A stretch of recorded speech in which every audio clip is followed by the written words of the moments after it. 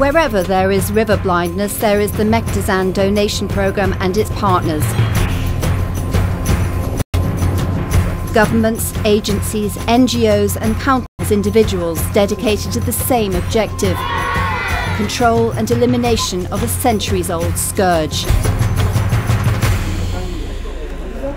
25 years ago, such an ambitious goal would have seemed like nothing more than a dream, but that's changed with a combination of scientific discovery, visionary leadership and extraordinary commitment.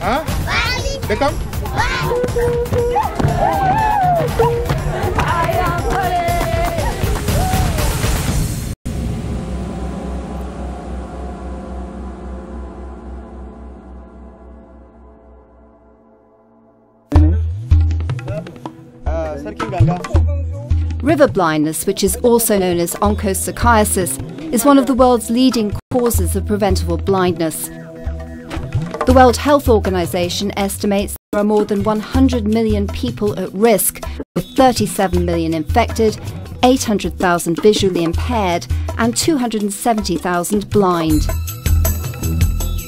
And millions more silently suffering from unbearable itching. For centuries, the disease plagued remote communities in Africa, Latin America and the Middle East.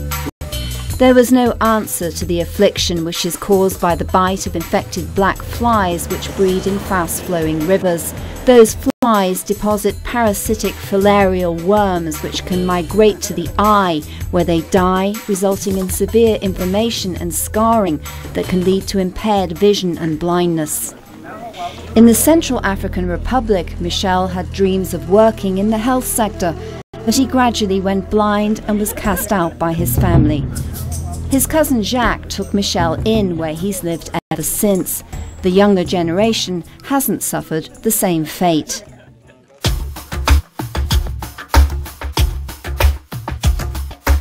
But in 1975, Dr. William Campbell of MSD Research Laboratories suggested that the company's veterinary drug ivermectin could potentially kill juvenile parasites in humans.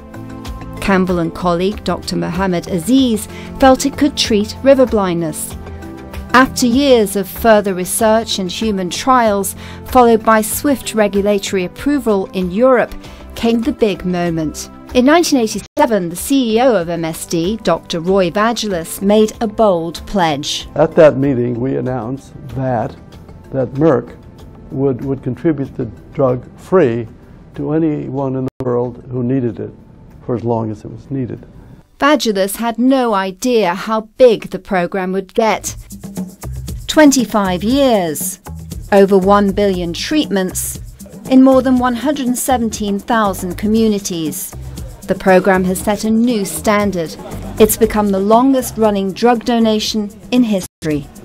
I think Roy Vagelos and his colleagues understood that this was a unique situation where we had in our hands a very powerful medicine, in effect, a way of preventing this kind of blindness, which itself is totally preventable, from afflicting generations of people in the areas of the world that could least afford it.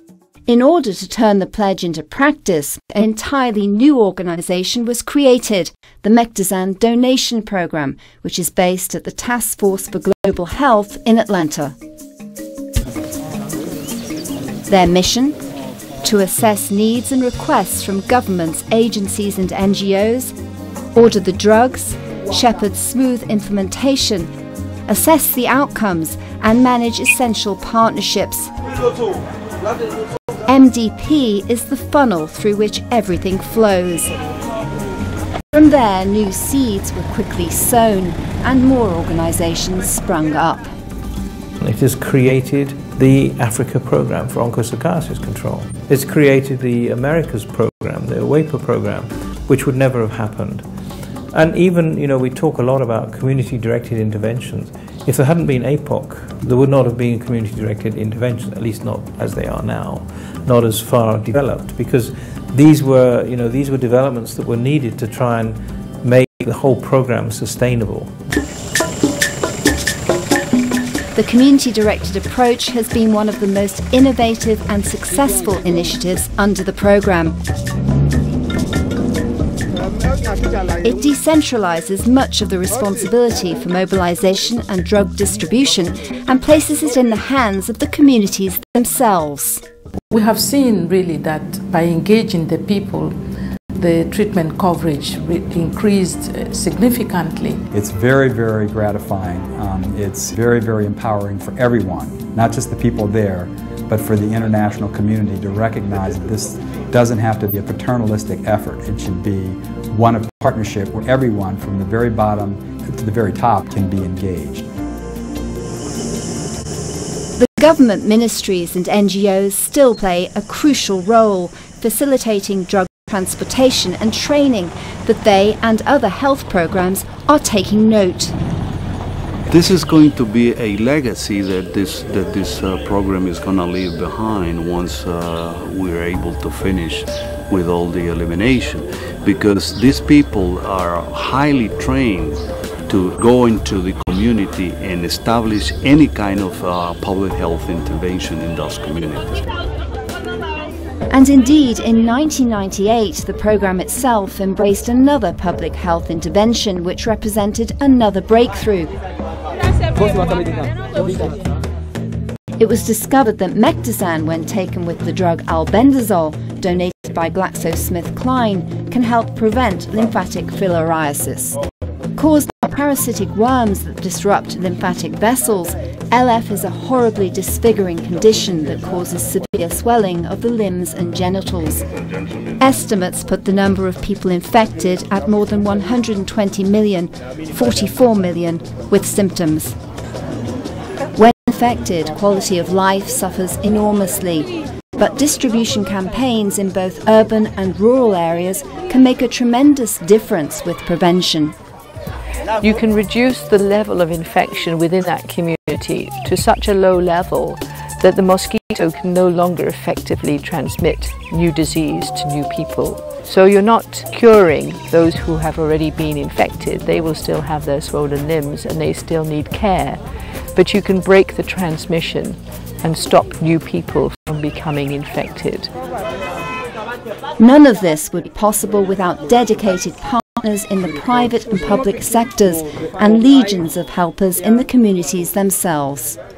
I would say that for all of us back here, we should take a great life's lesson from this collection of humane, rational, enlightened people who are so committed, so dedicated, that they are out there day after day facing all kinds of personal hardships and dangers to ensure that this medicine can be delivered to the people who need it. MSD's pledge and visionary idea to donate all the mectizan that is needed for as long as it takes to defeat river blindness has had a tremendous impact. Transmission is thought to be interrupted or eliminated in 4 of the 6 endemic countries in the Americas, with Africa and the Middle East making significant progress. Now, thanks to the work of the partners who've been committed for decades, younger generations are able to work, play and enjoy life without the spectre of river blindness or lymphatic filariasis. They can be more productive, provide for their families and live happier lives. They can apply the lessons learned to other health campaigns, leaving a lasting legacy of a program that has combined broad, innovative thinking with local knowledge, courage and determination.